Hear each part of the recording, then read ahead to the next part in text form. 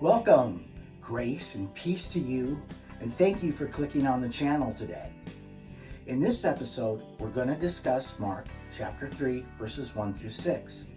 And in this passage, the conflict regarding the things Jesus was saying and doing on the Sabbath comes to a head. So grab your Bibles and let's read along together. Jesus entered a synagogue again, and a man was there whose hand was withered. And the Pharisees were watching Jesus closely to see if he would heal him on the Sabbath, so that they might accuse him. Jesus said to the man with the withered hand, "Get up and come forward."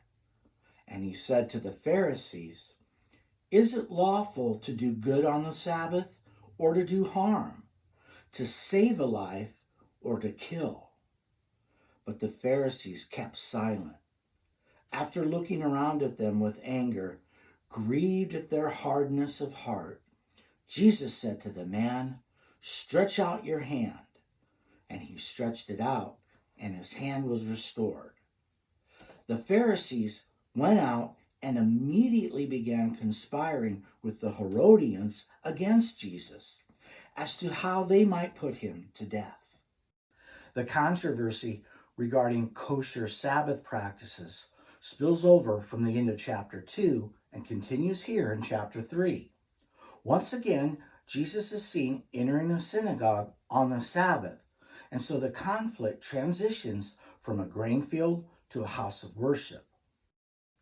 There inside the synagogue, Mark introduces us to an unnamed man, and all he tells us about him is that he has a paralyzed hand.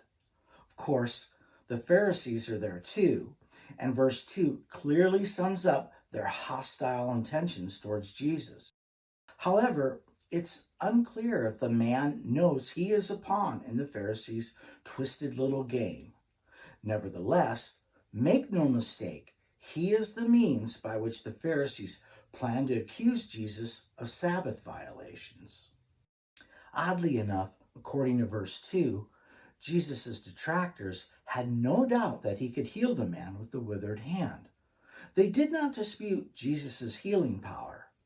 However, because he had so thoroughly opposed the Pharisees' legalistic approach to the Sabbath, they were offended by Jesus and were intent on discrediting him. At odds were Jesus' arguments based upon God's divine intent behind the Sabbath versus the Pharisees' system, which blurred God's divine intent. When it came to proper observance of the Sabbath, the Pharisees' aim was to leave nothing to an individual's judgment. In sharp contrast, Jesus came to set the captives free. Therefore, his words and deeds reflect God's blessings, joy, and refreshment, God's reason for giving the Sabbath in the first place. To be sure, our man's circumstance is worthy of our compassion, yet the Pharisees certainly do not view his condition as worthy of circumventing their Sabbath ordinances.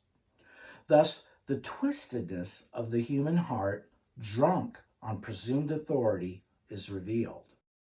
Jesus knows what lies in the hearts of men, and yet we see in verse 3 that he doesn't seem concerned about the Pharisees' trap. Therefore, Jesus commands the man with the withered hand to get up and come forward. Remember, at the conclusion of the last passage, Mark told us that Jesus is Lord, even of the Sabbath. And so it seems our man with the withered hand, unlike the Pharisees, recognizes Jesus' authority, and so he obeys his authoritative word. At the same time, Jesus knows the Pharisees are looking for a legal debate, so he gives it to them. He lays it right down where the rubber meets the road and asks them a rhetorical question that demands an answer. Is it lawful to do good on the Sabbath or to do harm, to save a life or to kill?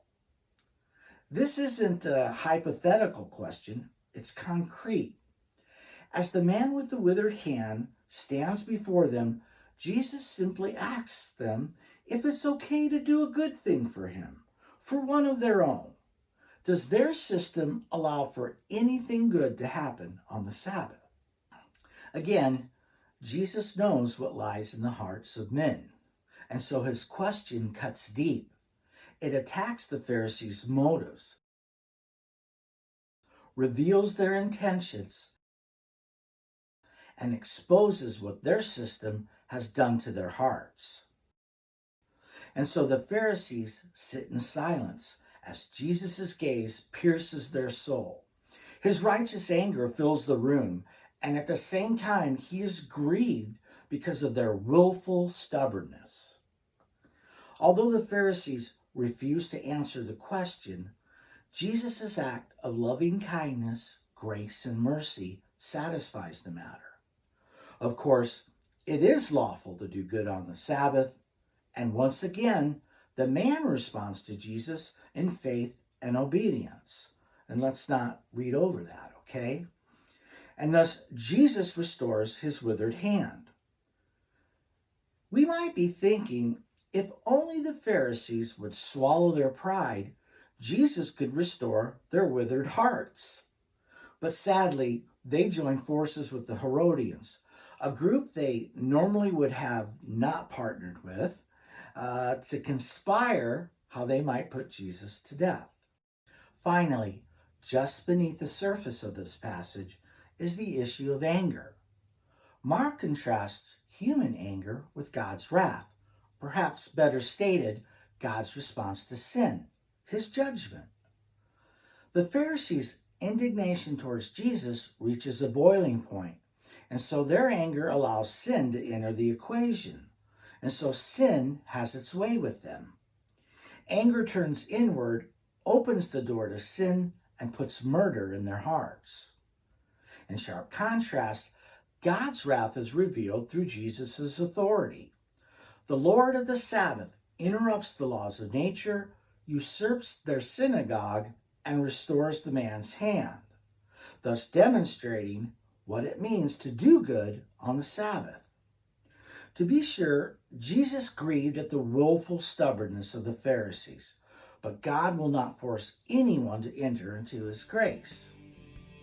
Next time, we'll pick it up right here and discuss exactly what is the unpardonable sin.